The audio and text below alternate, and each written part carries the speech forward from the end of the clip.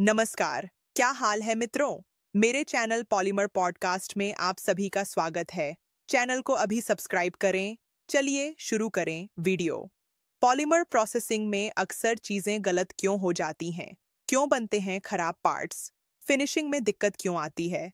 आज हम एक ऐसे ही टेक्निकल टर्म्स को समझने वाले हैं जो इन सब समस्याओं की जड़ तक पहुंचने में मदद करता है। हाँ दोस्तों, आज हम ग्लास ट्रांजिशन टेम्परेचर यानी टीजी के बारे में जानेंगे। आज का विषय है टीजी। आखिर है क्या भला और कैसे इसे समझकर थर्मोप्लास्टिक बनाने वाले चाहे इंजीनियर हों या मशीन ऑपरेटर बेहतर क्वालिटी, कम लागत और हाँ कम सिर दर्द के साथ काम कर सकते हैं। यह तो पॉलीमर के व्यवहार को समझने की चाबी है, एक तरह से। हम इसकी मतलब बिल्कुल बुनियाद से शुरू करेंगे। देखेंगे कि यह असल में काम कैसे करता है और इसे कंट्रोल करने से क्या फायदे होते हैं। तो चलिए इस चाबी को घुमाते हैं। सबसे पहले एकदम सरल भाषा में, यह टीजी होता क्या है? सोचिए, पॉलीमर एक ऐसा पदार्थ है जिसका मूड, आप कह सकते हैं, तापमान के साथ बदलता है। टीजी वह तापमान की दहलीज है, एक रेंज है जहां यह पॉलीमर गर्म होने पर अपने सख्त, भंगुर, कांच जैसे बर्ताव से बदलकर नरम, लचीला या रबड़ जैसा चिपचिपा हो जाता है। जैसे कोई बहुत सख्त इंसान गर्मी पाकर नरम पड़ जाए और ठंडा करने पर यह वापस सख्त हो जाता है। इस उल्टी प्रक्रिया को विट्रिफिकेशन कहते हैं। यह खासकर अनाकार पॉलीमर यानी जिनकी अंदरूनी बनावट थोड़ी बेतरतीब होती है, उनका खास गुण है। असल में यह तय करता है कि चीज बनेगी या बिगड़ेगी। इसे मेक या ब्रेक फैक्टर कहा जाता है। मित्रों, क्या यह वाकई इतना अहम है? इसे नजरअंदाज करना मतलब सीधे सीधे नुकसान को न्योता देना है और यह कोई हवा हवाई बात नहीं है। इसे बाकायदा मापा जा सकता है। इसके लिए डिफरेंशियल स्कैनिंग कैलोरीमीटर यानी डीएससी, डायनेमिक मैकेनिकल एनालिसिस यानी डीएमए और थर्मो मैकेनिकल एनालिसिस टीएमए जैसी तकनीकें हैं। यह हमें बताती है कि किसी पॉलीमर का टीजी ठीक कितना है। देखिए, पॉलीमर्स लंबी लंबी आणविक चेन या लड़ियों से बने होते हैं। टीजी से नीचे के तापमान पर यह लड़ियां लगभग जमी हुई होती हैं, हिल नहीं पाती, कसकर एक दूसरे से बंधी रहती हैं। इसी वजह से पॉलीमर सख्त और भंगुर होता है। लेकिन जैसे ही तापमान टीजी को पार करता है, इन लड़ियों को, आप कह सकते हैं, घूमने फिरने, एक दूसरे पर फिसलने की आजादी मिल जाती है। उनमें हरकत आ जाती है और यही चीज पॉलीमर को नरम और लचीला बना देती है। तो मतलब साफ है, अलग अलग पॉलीमर का टीजी अलग होता है, इसीलिए उनका बर्ताव भी अलग होता है। जैसे हम देखते हैं पॉलीस्टाइरीन पीएस जो कप वगैरह में इस्तेमाल होता है, वह कमरे के तापमान पर कड़क होता है, जबकि पॉलीइथिलीन पी जिससे थैले बनते हैं, वह लचीला होता है। चलिए जानते हैं इसका टीजी से क्या लेना देना है। पॉलीस्टाइरीन का टीजी करीब 100 डिग्री सेल्सियस होता है, जो कमरे के तापमान से बहुत ऊपर है। इसलिए यह लड़ियां जमी रहती हैं और पीएस कड़क रहता है। दूसरी तरफ पॉलीइथाइलीन का टीजी बहुत कम होता है, शून्य से भी नीचे। इसीलिए कमरे के तापमान पर उसकी लड़ियां पहले से ही घूमने फिरने लायक होती हैं और वो लचीला होता है। पॉलीमर की अपनी बनावट ही तय करती है कि उसका टीजी क्या होगा। अगर उसकी रीढ़ की हड्डी यानी मुख्य चेन सख्त है, या उस पर भारी भरकम साइड ग्रुप्स लटके हैं, या फिर अणुओं के बीच आपसी खिंचाव, वो जो इंटरमॉलिक्यूलर फोर्सेस होती हैं, वह मजबूत है, तो लड़ियों को हिलने डुलने के लिए ज्यादा गर्मी यानी ज्यादा तापमान चाहिए होगा और टीजी बढ़ जाएगा। क्रॉस लिंक्ड पॉलीमर, जिनमें लड़ियां आपस में क्रॉस लिंक से बंधी होती हैं, उनका मामला तो और भी पेचीदा होता है। उसमें मल्टीपल ट्रांजिशंस हो सकते हैं। तो यह बदलाव, कड़क से नरम होना, क्या यह अचानक होता है किसी एक फिक्स्ड तापमान पर, या धीरे धीरे जैसे शहद को गर्म करें तो वह धीरे धीरे पतला होता है, वैसा कुछ? यह बदलाव अचानक नहीं होता। हाँ, टीजी कोई एक निश्चित बिंदु नहीं बल्कि 10-20 डिग्री सेल्सियस की एक रेंज है जिसमें यह परिवर्तन होता है। एक रेंज होती है? हाँ, जैसे शहद धीरे धीरे पतला होता है, वैसे ही पॉलीमर इस रेंज में धीरे धीरे नरम होता है और अलग अलग पॉलीमर में यह ट्रांजिशन अलग दिखता है। अनाकार पॉलीमर में यह ज्यादा साफ पता चलता है, जबकि अर्ध क्रिस्टलीय पॉलीमर, जिनमें कुछ हिस्सा क्रिस्टल जैसा व्यवस्थित और कुछ अनाकार होता है, उनमें यह ट्रांजिशन ज्यादा फैला हुआ ब्रॉड होता है। यह आणविक कहानी समझ आई, लेकिन फैक्ट्री फ्लोर पर, असल मशीन पर इसका क्या मतलब है? यह निर्माण प्रक्रिया को कैसे प्रभावित करता है? पॉलीमर को आसानी से पिघलाकर मनचाहा आकार दिया जा सकता है। यह आमतौर पर टीजी से, मान लीजिए, 50 डिग्री सेल्सियस ऊपर से शुरू होकर टीजी से 150 डिग्री सेल्सियस ऊपर तक जाती है। लेकिन यह हर पॉलीमर और हर प्रक्रिया के लिए थोड़ी अलग हो सकती है। इंजेक्शन मोल्डिंग की अलग, एक्सट्रूजन की अलग। यहीं पर बात असल में मजेदार हो जाती है। मान लीजिए कोई इस विंडो के निचले सिरे पर, यानी टीजी के बहुत करीब प्रोसेसिंग करने की कोशिश करें, तो क्या गड़बड़ हो सकती है? अगर तापमान टीजी के बहुत पास है, जैसे मान लीजिए टीजी प्लस 30 डिग्री सेल्सियस पर, तो पॉलीमर शहद की तरह गाढ़ा ही रहेगा, ठीक से बहेगा नहीं। नतीजा, मोल्ड पूरा नहीं भरेगा, जिसे शॉर्ट शॉर्ट कहते हैं। जहां पिघला हुआ पॉलीमर मिलता है, वहां कमजोर जोड़ यानी वेल्ड लाइंस बनेंगी। तैयार माल में अंदरूनी खिंचाव, इंटरनल स्ट्रेस रह जाएगा, जो बाद में दिक्कत देगा। ओहो। और सतह भी, मतलब खुरदुरी या धब्बेदार दिख सकती है। मशीन को ज्यादा जोर लगाना पड़ेगा, वह अलग। और अगर कोई ज्यादा होशियार बनकर तापमान को प्रोसेसिंग विंडो से भी बहुत ऊपर ले जाए, मान लीजिए टीजी प्लस 150 डिग्री सेल्सियस से भी ज्यादा, तब तो प्रवाह बहुत अच्छा होगा। प्रवाह तो शायद अच्छा हो, लेकिन तब आप पॉलीमर को जलाने या उसकी, कह लीजिए, हत्या करने का जोखिम उठाते हैं। इसे थर्मल डिग्रेडेशन कहते हैं। ज्यादा तापमान पर पॉलीमर की आणविक लड़ियां टूटने लगती हैं। उनका वजन कम हो जाता है और पॉलीमर अपनी ताकत और दूसरे जरूरी गुण खो देता है। समझिए, आपने अच्छी चीज को जलाकर खराब कर दिया। इसलिए वह स्वीट स्पॉट ढूंढना जरूरी है। आमतौर पर टीजी प्लस 50 डिग्री सेल्सियस से टीजी प्लस 100 डिग्री सेल्सियस के बीच, जहां प्रवाह भी अच्छा हो और पॉलीमर सुरक्षित भी रहे, यानी न बहुत कम न बहुत ज्यादा। लेकिन गर्म करने के बाद ठंडा करने का भी तो मामला है। रिसर्च कहता है कि ठंडा करने की रफ्तार भी बहुत मायने रखती है। क्यों? मुझे तो लगता था बस ठंडा ही तो करना है।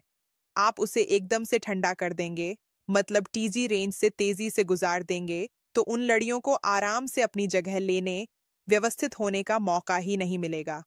वे जैसे तैसे तनाव भरी अवस्था में ही जम जाएंगी। इसे लॉक्ड इन स्ट्रेस या फंसा हुआ तनाव कहते हैं। और इस फंसे हुए तनाव से क्या होता है? इससे कई दिक्कतें आती हैं। पार्ट बनने के बाद टेढ़ा हो सकता है, जिसे वॉरपेज कहते हैं। उसमें समय के साथ दरारें आ सकती हैं, स्ट्रेस क्रैकिंग, या वह उम्मीद से कमजोर निकलता है। इसके उलट, अगर पॉलीमर को नियंत्रित दर से धीरे धीरे टीजी रेंज से ठंडा किया जाए, तो लड़ियों को रिलैक्स होने का, अच्छी तरह से जमने का मौका मिलता है। वह चेन एंटेंगलमेंट बेहतर होता है। इससे पॉलीमर की अंदरूनी बनावट, उसकी मॉर्फोलॉजी ज्यादा एकसार और मजबूत बनती है। नतीजा होता है एक टिकाऊ, स्थिर उत्पाद। वाह! तो यह टीजी को समझना सिर्फ थ्योरी नहीं, ये तो सीधे सीधे क्वालिटी कंट्रोल और प्रोडक्शन का मामला है। टीजी को समझकर हम इन आम समस्याओं जैसे शॉर्ट शॉर्ट, वेल्ड लाइन, टेढ़ापन, इनसे बच सकते हैं। यहीं पर टीजी का ज्ञान काम आता है। मान लीजिए शॉर्ट शॉर्ट आ रहे हैं, मतलब मोल्ड पूरा नहीं भर रहा।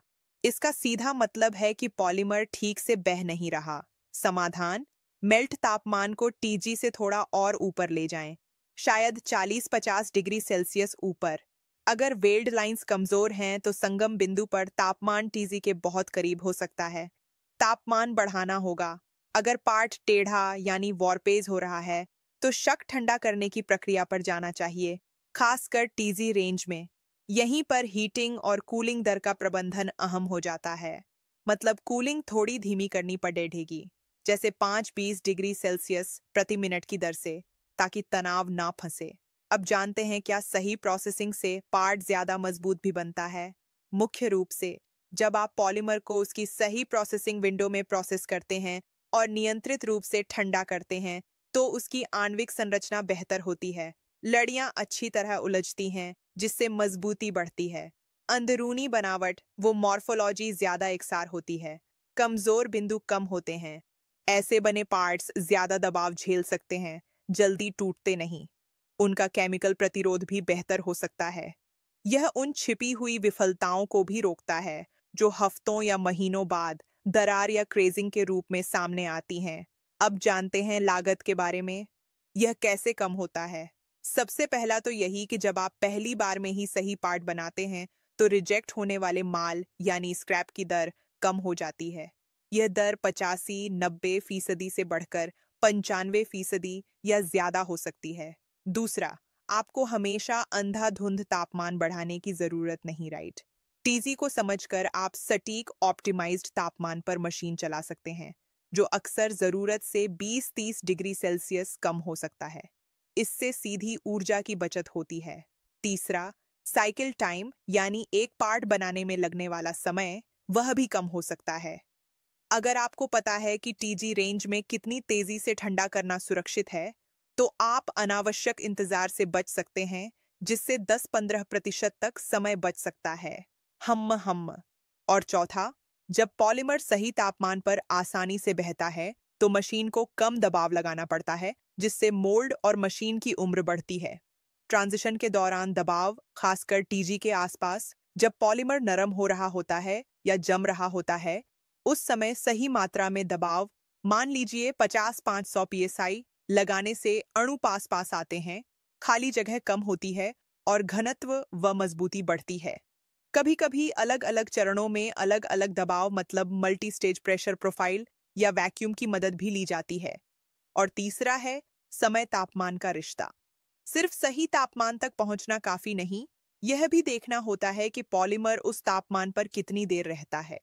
टीजी से थोड़ा ऊपर कुछ देर रुकने, जिसे ड्वेल टाइम कहते हैं, अक्सर 15 से 60 मिनट, उससे लड़ियों को पूरी तरह रिलैक्स होने का मौका मिलता है।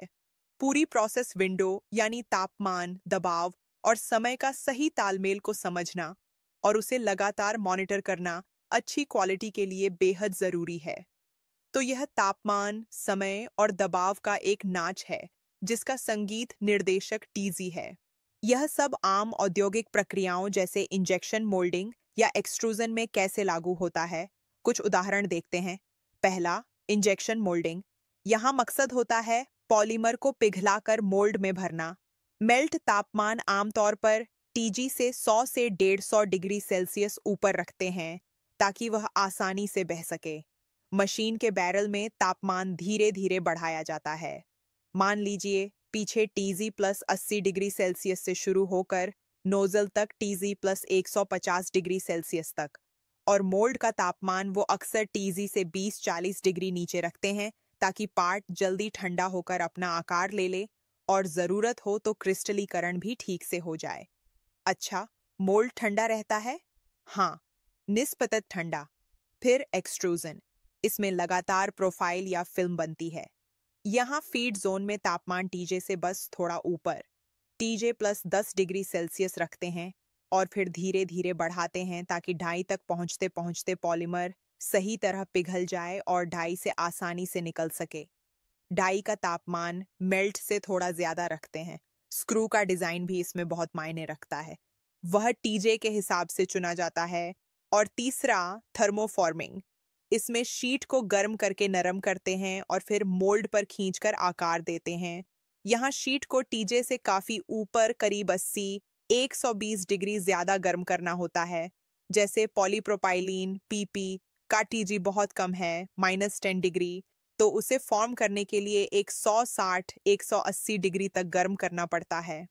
हाँ, सबसे जरूरी बात यह है कि पूरी शीट एक समान गर्म हो, वरना दिक्कत आएगी। अलग अलग पॉलीमर्स के लिए यह तापमान अलग होगा।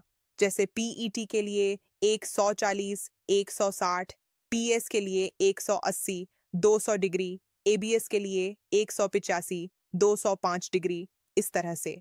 और फिर ठंडा करने की रफ्तार भी अंतिम आकार और तनाव को कंट्रोल करती है। यह उदाहरण वाकई दिखाते हैं कि टीजी को समझना कितना व्यावहारिक है। यह सिर्फ लैब की बात नहीं है, सीधे प्रोडक्शन फ्लोर की चीज है। निष्कर्ष यह है कि ग्लास ट्रांजिशन टेम्परेचर यानी टीजी पॉलीमर प्रोसेसिंग की दुनिया में सिर्फ एक तकनीकी शब्दजाल नहीं है। यह वह नींव है जिस पर कुशल, उच्च गुणवत्ता वाली और हाँ, कम लागत वाली मैन्युफैक्चरिंग टिकी है। इसे समझना और इसका सम्मान करना एक तरह से अनुमान लगाने को विज्ञान में बदल देता है। यह पॉलीमर के साथ काम करने वालों के लिए एक तरह का गाइड है, जो बताता है कि कब नरमी बरतनी है और कब सख्ती। यह आपको अपनी प्रक्रिया पर, अपने प्रोसेस पर नियंत्रण देता है। मुझे उम्मीद है आपको वीडियो पसंद आया होगा। अगर आपको वीडियो पसंद आया हो तो कृपया लाइक, शेयर और सब्सक्राइब करें। हमारे YouTube चैनल को सब्सक्राइब करें। अधिक जानकारी के लिए polymertesting.in पर जाएं। धन्यवाद।